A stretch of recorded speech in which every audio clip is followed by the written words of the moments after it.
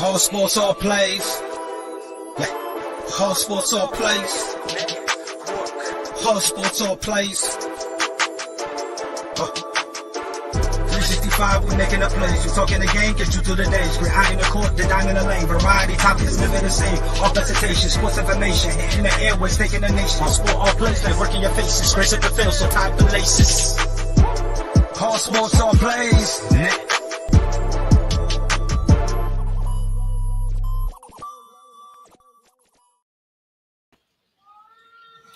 All right, welcome to the inaugural episode of What the Hill. This is a wrestling show where I am going to recap everything that happened in the past week of wrestling. And this week, we've got something very special. Forbidden Door. You know, when you talk or when you say chalk in sports, it's a sports betting term that connotes a betting favorite basically sweeping whatever sporting event you have. Basically, when you have, say you have March Madness, and the Final Four is Duke, North Carolina, Kentucky, Kansas. That is a chalk Final Four. You expect all four of those to be in the Final Four every year. Now, are there upsets? Yes. Are there unexpected things? Yes. But when it comes to Forbidden Door and what happened this past Sunday, it was a chalk pay-per-view. You had the All-Atlantic Championship, the inaugural All-Atlantic Championship. Pac becomes the inaugural All-Atlantic champion. And that was expected, at least to me, because Pac is one of those wrestlers who needed a push. He needed something after the Death Triangle, because you look at the Death Triangle and the Lucha Brothers and Pac. The Lucha Brothers are always going to have each other. But Pac was kind of in this standstill place where the Death Triangle is a thing, but it isn't a thing. And so to give Pac that championship really gives him something to do.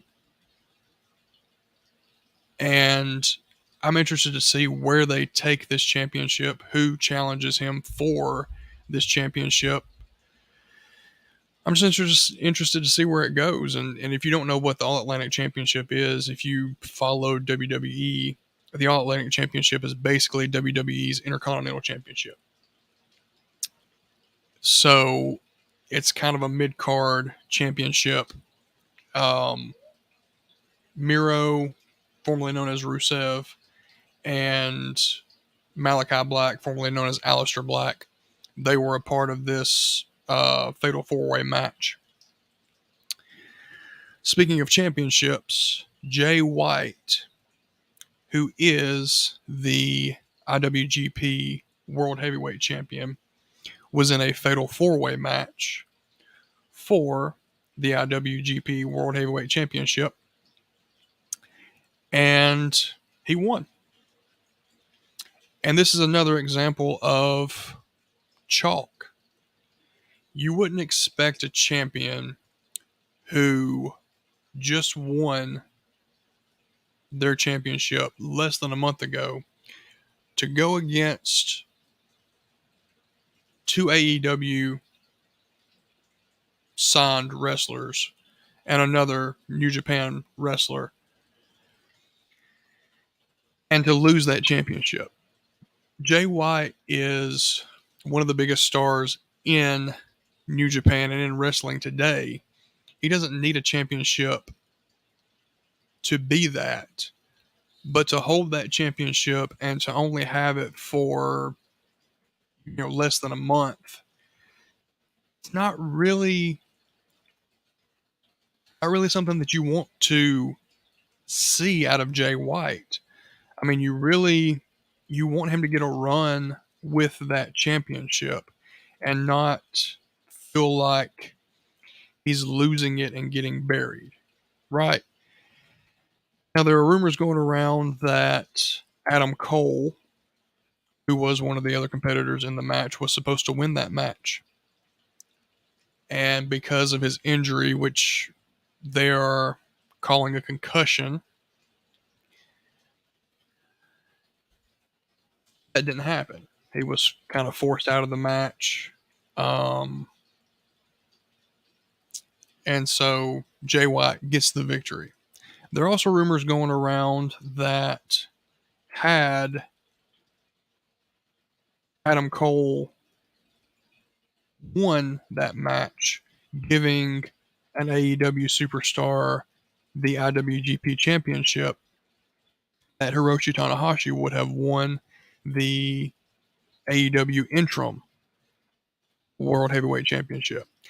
I don't see that personally, but it's an interesting interesting thought and an interesting concept. Just looking at the card, we had a non-championship match between Minoru Suzuki, I hate those Japanese names, and Chris Jericho and Sammy Guevara, who faced Eddie Kingston, Shota Umino, another Japanese name, and Wheeler Yuta. Now, this was kind of a filler match, but it had really strong stipulations. See, tonight on Dynamite, there's a blood and guts match. And the winner of this 6-man tag received the man advantage in blood and guts, meaning 2-on-1 to start the match, 3-on-2 to follow, 4-on-3, so on and so forth. Now, Chris Jericho and his team wound up winning that man advantage. Is it significant? Yes. Is it going to change the result? I don't think so. I think that Chris Jericho and the Jericho Appreciation Society is still going to win that match. And I think that the next topic that we're going to talk about, which is Claudio Castagnoli, another tough name, formerly known as Cesaro, debuted. And he was Bryan Danielson's choice to replace him against Zack Sabre Jr. Now, this was a singles match. It was a well done match. Did it have any significance? I mean, Cesaro or Claudio debuted. And he kind of solidified himself as a member of the Blackpool Combat Club. It was just another filler match. Now, it did have some significance in the blood and guts match tonight. Eddie Kingston is a part of Jon Moxley's team, Blackpool Combat Club's team, as is the artist formerly known as Cesaro. The two of them don't get along very well. So, looking at that dynamic and realizing that that is the case, it kind of makes me wonder if Eddie Kingston might turn on Jon Moxley, a longtime friend of his. Eddie Kingston really doesn't have any allies per se. I mean, he and Proud and Powerful, yeah, they have history. Him and John Moxley have history, but him and Claudio, formerly known as Cesaro, have history as well. Not good history.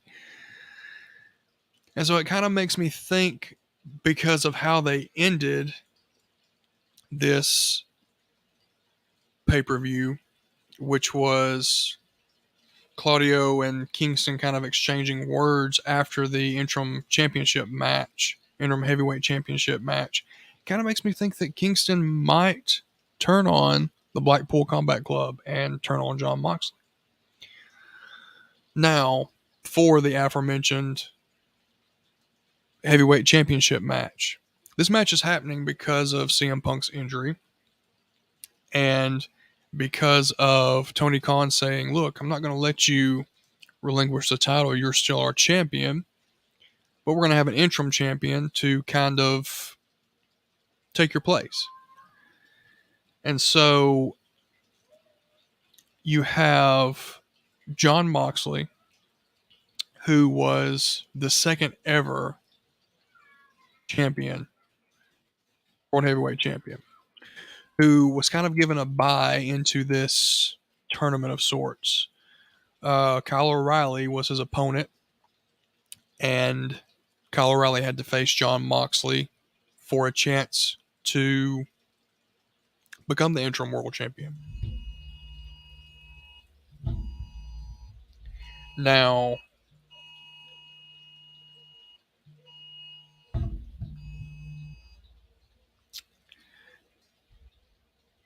you have Hiroshi Tanahashi.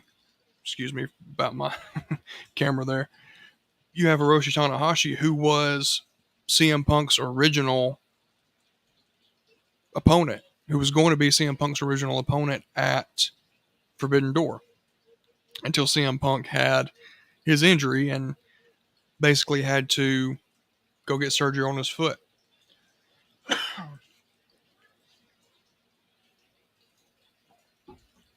Now, Hiroshi Tanahashi was not handed this opportunity just because he was supposed to be CM Punk's opponent originally. He did have to face Hiroki Goto, and of course he wound up winning the match. Now, this was a match 3 or so years in the making, and it kind of dated back to John Moxley's time in New Japan. Now, he claimed, of course, that Tanahashi's been ducking him this whole time.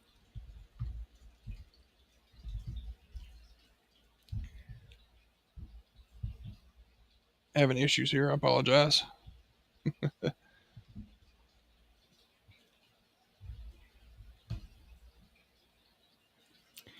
He claims that Tanahashi has been ducking him this entire time, the last 3 years or so. There have been some restrictions with Japan because of COVID and everything that's going on. And so who knows? But it was a good match. John Moxley is the interim world heavyweight champion. And it's kind of going to be interesting to see how this storyline progresses too. Just to see who kind of faces John Moxley.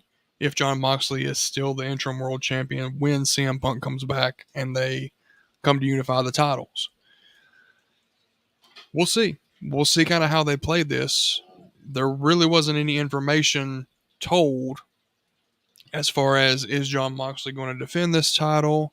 Is it just going to be, hey, John Moxley holds this title until CM Punk comes back 4 to 6 months later?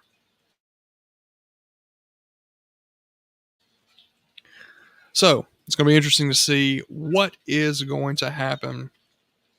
And Dynamite is live right now, currently. So it is going to be interesting to see how this kind of plays into Blood and Guts, and just everything that happens on Dynamite tonight. Now I want to transition to Money in the Bank. Now,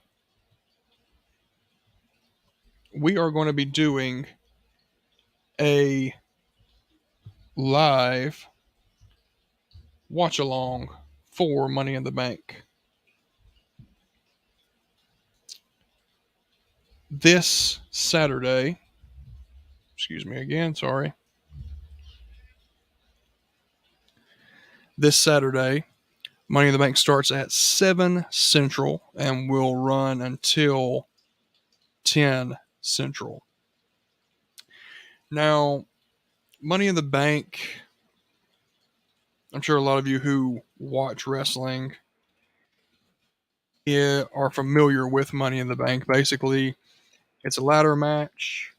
There is a briefcase that is held above, or that is above the ring,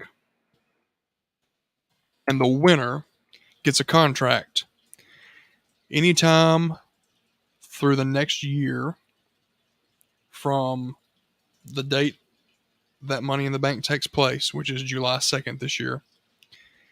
Anytime in that calendar year, you can cash in your Money in the Bank contract to face whatever champion that you want to face. Now, as far as the men's side with Money in the Bank, 85% of the time, because of the advantage that this has, you can cash in on the champion at any point in time. Because of the advantage that this gives you, 85% of the time, the men's Money in the Bank winner has successfully cashed in.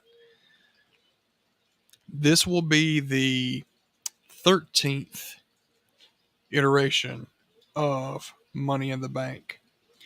Now, there are some filler matches, and I remember when Money in the Bank wasn't its own pay-per-view, but it was a part of WrestleMania or SummerSlam or something like that. And I really enjoyed that because you didn't have all of these. We talked about chalk matches earlier with the AEW and New Japan Forbidden Door pay-per-view. You didn't have all these chalk matches where there's not really going to be an element of surprise. You have Bianca Belair, who is the Raw Women's Champion, going up against Carmella. It's going to be a chalk match.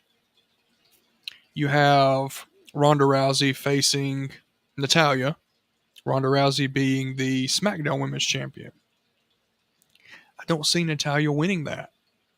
You have the Usos, who are the undisputed WWE Tag Team Champions, facing the Street Profits. Not that the Street Profits can't win the match, but as strong as the bloodline is, and as much as they're kind of building up the bloodline to be this force of reckoning in the WWE, they're not going to make the Usos lose the World Heavyweight Championships. It's just not going to happen. So that just brings us to the only other match that is not a Money in the Bank match, which is Theory, the United States Champion, against Bobby Lashley for the United States Championship.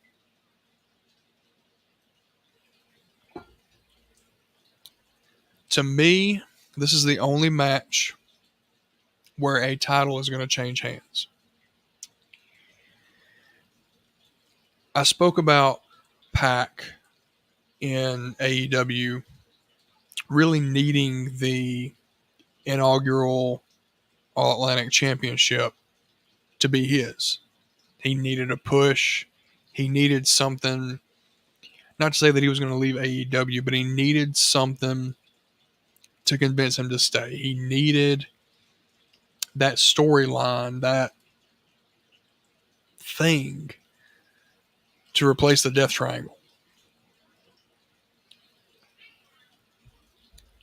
Bobby Lashley is one of those competitors who could go anywhere else and be a world heavyweight champion. He could go anywhere else and he could be the guy. And you can argue that with me however you like, but look at his time and Impact. He was the guy. And Impact is struggling. I watch Impact highlights. I don't really watch the full show because they're at a place where they don't really have competitors. They don't really have storylines that really draw me in. You've got Moose and Sami Callihan wrestling for the 87th time. You've got Josh Alexander, who is the Impact Heavyweight Champion, and he's not unstoppable, but there's no one to me who I see unseating him. You have the Briscoes, Violent by Design, and the Good Brothers kind of passing the World Tag Team Championships back and forth. And it really diminishes the championships. It really diminishes the tag team championships to have these teams just kind of, hey, I held it for a month. Here you go. It's your turn. You hold it for a month. Here you go. Somebody else's turn. Let's hold it. Let's let you hold it for a month, and then we'll take it back. It diminishes those championships.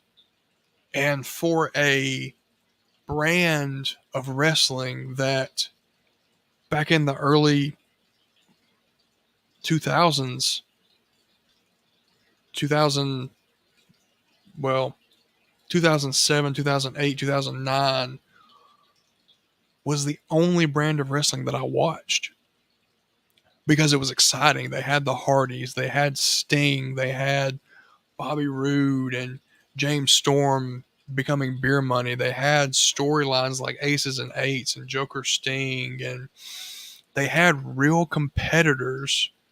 They had AJ Styles, they had Christopher Daniels, they had guys like that who made the X division, who made the heavyweight division, who made the tag team division, who made these things matter.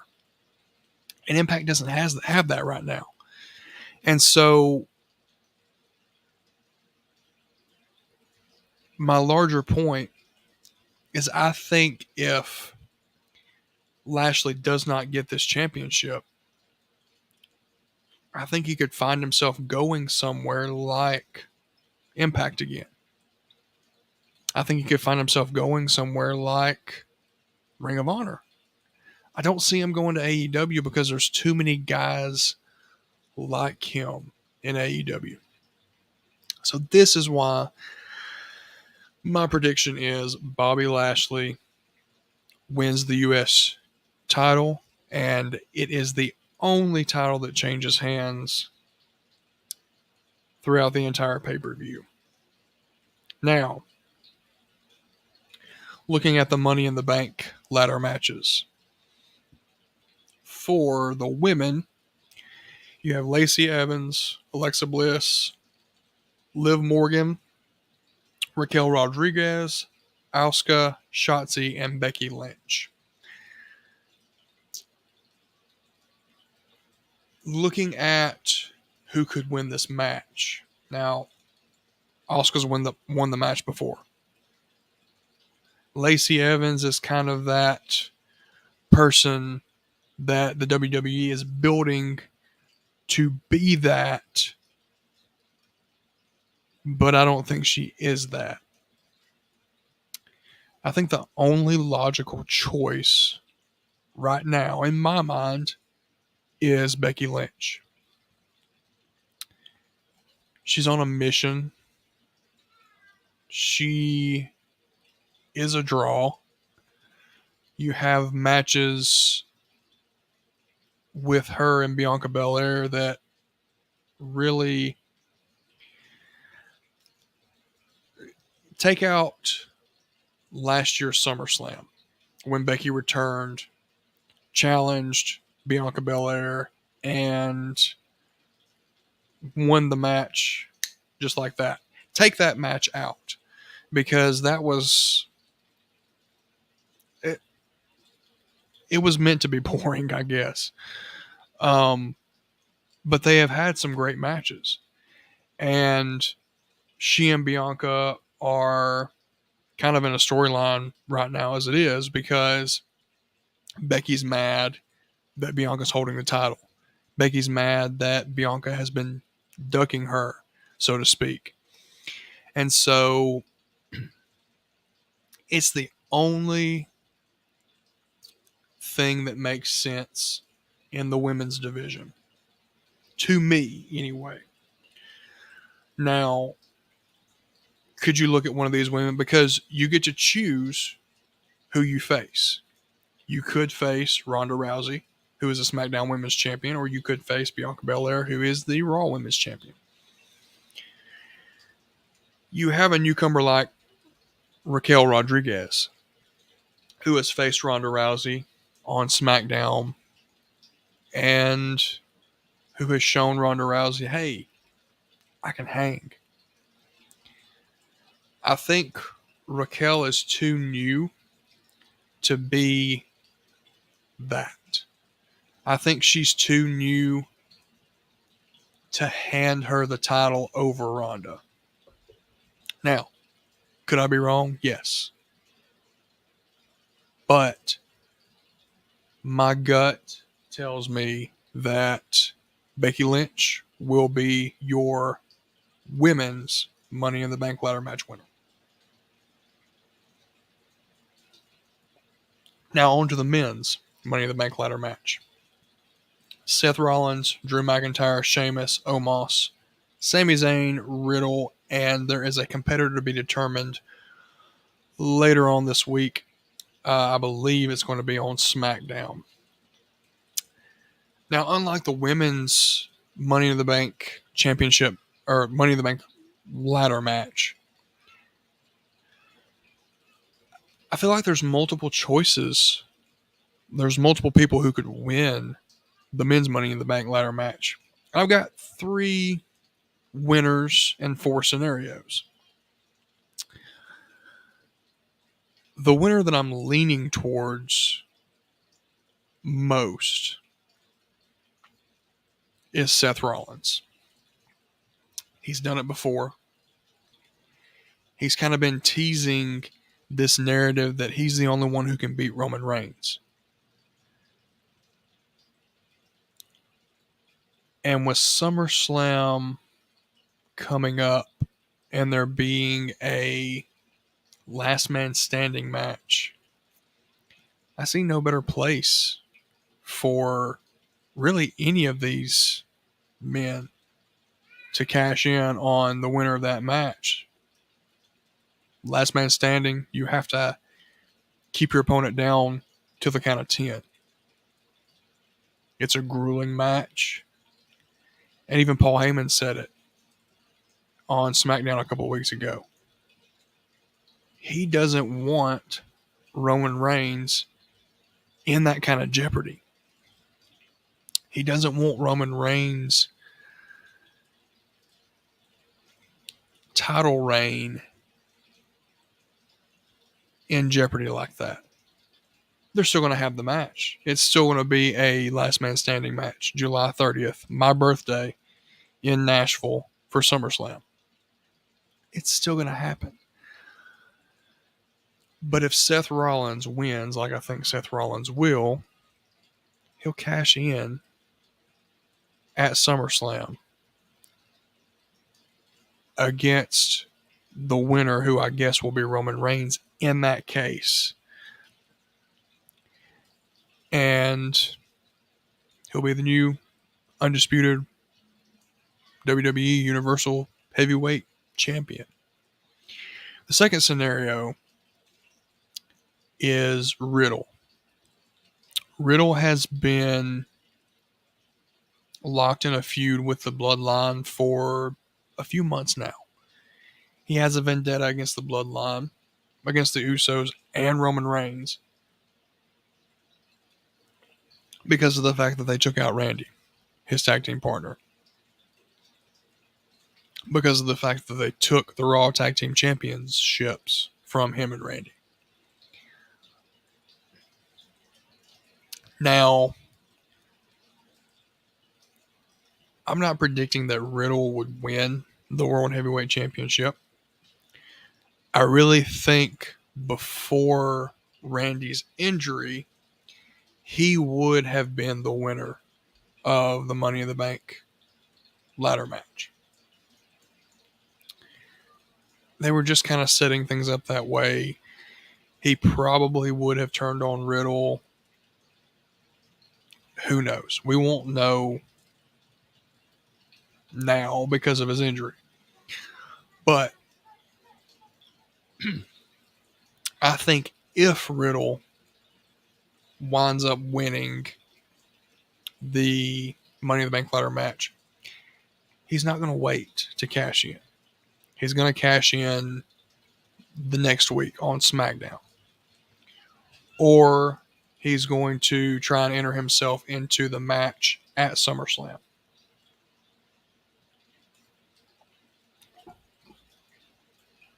He's not going to win the title, though.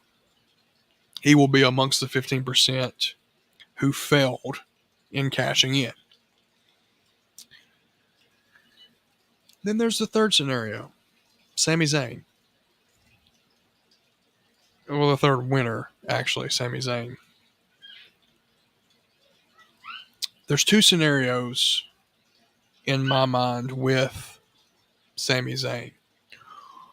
Because he's been trying to get in so good with the Bloodline, I think if he wins the Money in the Bank Championship, it could go one of two ways. Either he turns in the Money in the Bank contract to Paul Heyman, or cashes it in and says, I'm laying down to show my loyalty to the Bloodline, to show that I want to be a part of the Bloodline. I'm going to lay down. I'm going to allow you to pin me. 1, 2, 3. There is no more threat of a Mr. Money in the Bank. On the flip side of that, Sami Zayn's kind of been screwed by the Bloodline here and there. Sami Zayn has not really liked how the Bloodline has treated him. He has done a lot to show his loyalty to the Bloodline. And they have kind of pushed him to the side. He's kind of comic relief, which is what Sami's always been. But could that frustration boil over? And if, and this is a small if, I think either one of the first two scenarios that I gave you is what's going to happen. The first being the most likely. If he wins Money in the Bank and decide, you know what? I don't like how I'm being treated. I'm giving you the Bloodline loyalty, and you want to treat me like a scalded dog. I'm going to hold this Money in the Bank contract until after SummerSlam, and I'm going to do what Seth Rollins is going to do when he wins the Money in the Bank. I'm going to cash in after the Last Man Standing match. It's not a very likely scenario, but these three guys are so intertwined with the Bloodline and have been kind of teasing these things that it kind of gives me pause and kind of makes me think, hey, either of these three guys could win it. Whereas I don't look at the women's Money in the Bank ladder match and go, there's 2 or 3 that could win it. For me, it's Becky Lynch with the women. For me, I'm leaning towards Seth Rollins, but I think the feud with Riddle and the Bloodline could push him to win it. And I think Sami Zayn's involvement with the Bloodline could even push him to win it. But I'm leaning more towards Seth Rollins. Now, staying with WWE, this past Monday on Raw was John Cena's 20th year anniversary with WWE. He debuted 20 years ago to the day. And they really hyped this thing up. They've been talking about it for a month. And it was a disappointment. He came out and he talked about how he enjoyed his 20 years, how he really loved the WWE and had to think. Eric Howell says, I'm thinking Riddle gets Money in the Bank. I can see it, Eric. I really can. But the way that they've pushed Seth, the way that they've had him say, hey, I'm the only one who can beat Roman Reigns, I think it's going to be Seth. I could see Riddle winning it. But I got to go with Seth Rollins.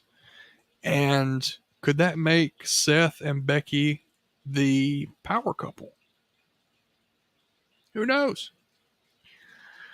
But I see where you're coming from, Eric. Thank you for chiming in. The John Cena anniversary thing to me was super disappointing.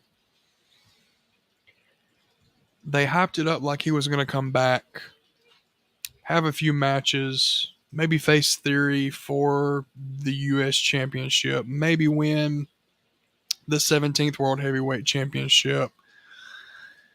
Because when he faced Roman Reigns at SummerSlam last year, let's just be honest, it was a disappointment. And I know that they were kind of setting up Brock and Roman Reigns, just like we have at this SummerSlam.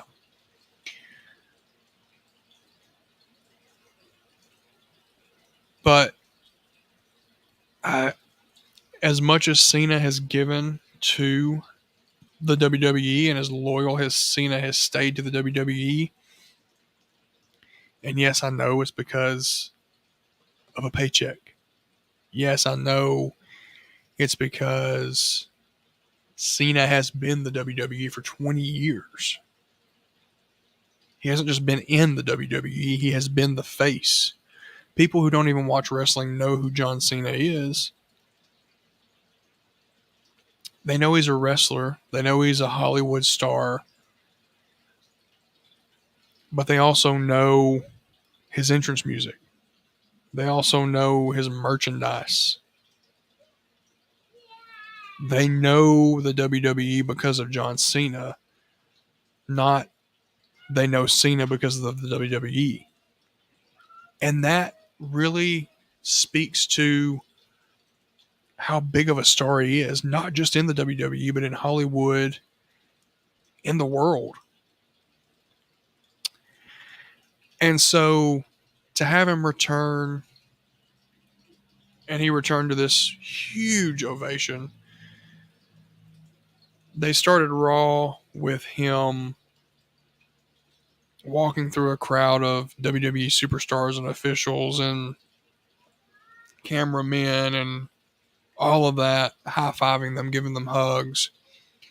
And they really hyped this thing up. They even had Vince McMahon come out and introduce him.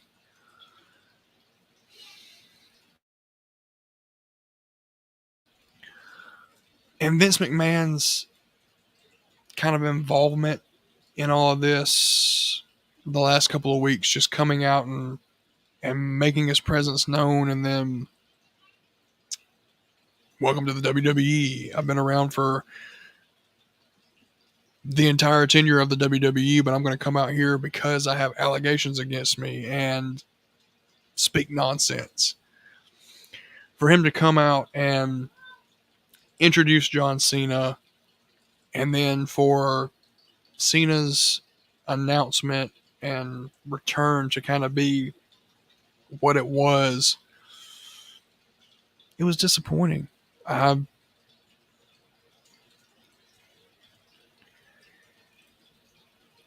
I guess I'm spoiled because I focus on AEW a whole lot more than I focus on the WWE. Do I watch WWE? Yes, because I've been planning on doing this show. I've been planning on doing What the Hill for a couple of years. So I do still watch WWE, but I don't give it my undivided attention like I do AEW. And it's because of things like this. It's because they hype up returns. They hype up all of these big things. And then they just kind of drop the ball.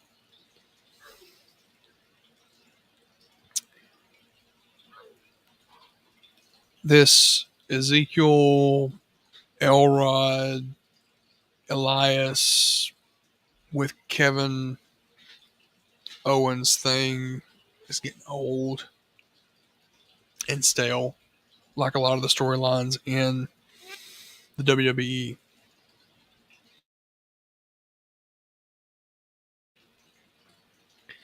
And so I really hope that, like my commenter Eric said, I really hope that something surprising does happen. I hope that I'm wrong and that Becky Lynch doesn't win the women's Money in the Bank ladder match, because that's what everybody expects. Yes, they built up Lacey Evans. She was the first woman to qualify. She has this heroic backstory and had this heroic return to wrestling and all of this going on, but she's just not it. Becky Lynch is. And same with Seth Rollins. Yes, Riddle could try to avenge Randy. Yes, Sami Zayn could try to get in good with the bloodline and even try to get his revenge on the bloodline. Is Omos, the 7+ foot giant, being in this match going to be interesting? Yes. But I think he would be a lot like when Otis won the championship. You know he's not going to win, or when Otis won Money in the Bank, you know he's not going to win the championship. And he didn't. He was part of the 15%. WWE needs a change in the guard. And this kind of brings me to where I want to wrap up the show at. Talking about the WWE Undisputed Universal World Heavyweight Championship. You know, I was thinking the other day, how many times has the WWE unified their championship belts?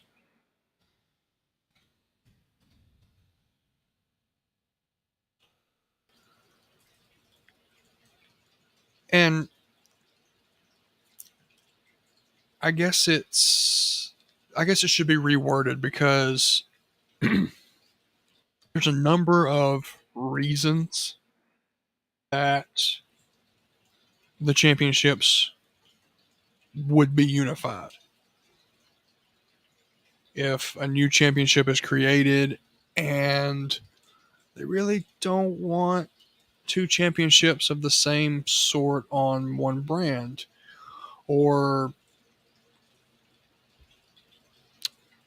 there's a championship dropped, whatever the case is. But I wanted to go back and look and see in WWE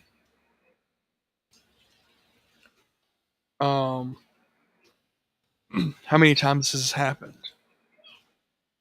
Because in my memory, I remember, I think it was late 2012, late 2013. I think it was Cena and Orton that unified the championships. Now, this lasted for 3 years. I think they created the Universal Championship in 2016 and put it on Raw originally. So the unification lasted for 3 years, 4 years. But here's the difference. They created one title belt. I don't think this unification is going to last very long. If it was going to last 3 years, 4 years,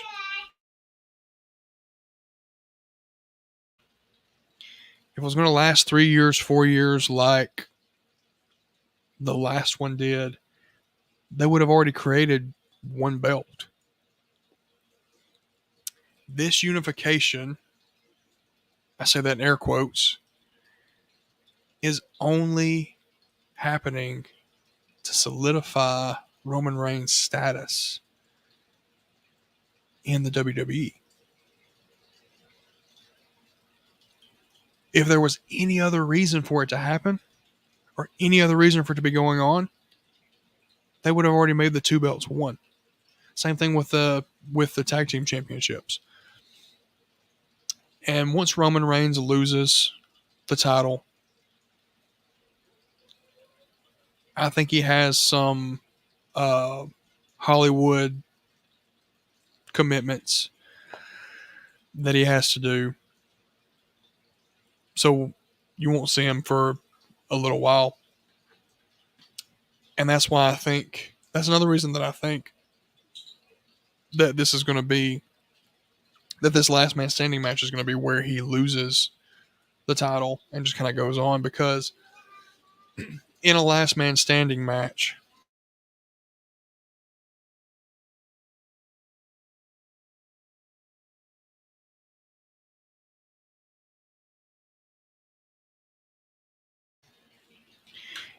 I apologize if y'all heard that, you beat your opponent senseless to the count of 10 until he's down. Then, to cash in, to have the winner of the Money in the Bank ladder match cash in on you or on whoever and kind of give that additional beat down, it's going to sell Roman Reigns' injuries to where he doesn't lose that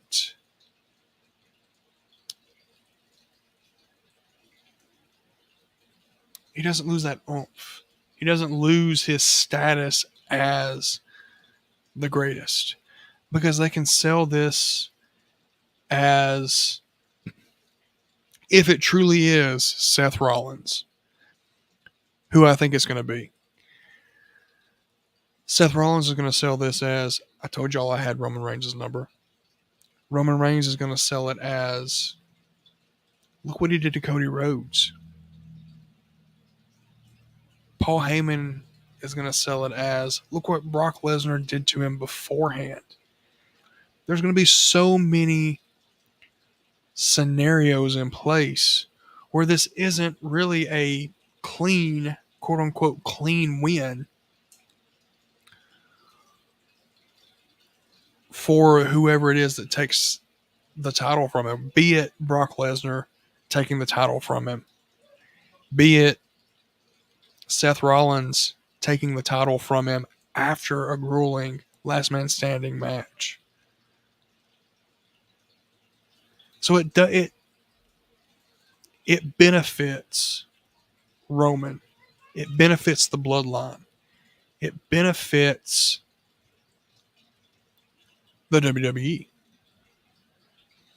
Because you don't lose what you have built Roman to be these last 2.5 years. Speaking of Money in the Bank, as I wrap this inaugural episode of What the Hell Up, I want to invite you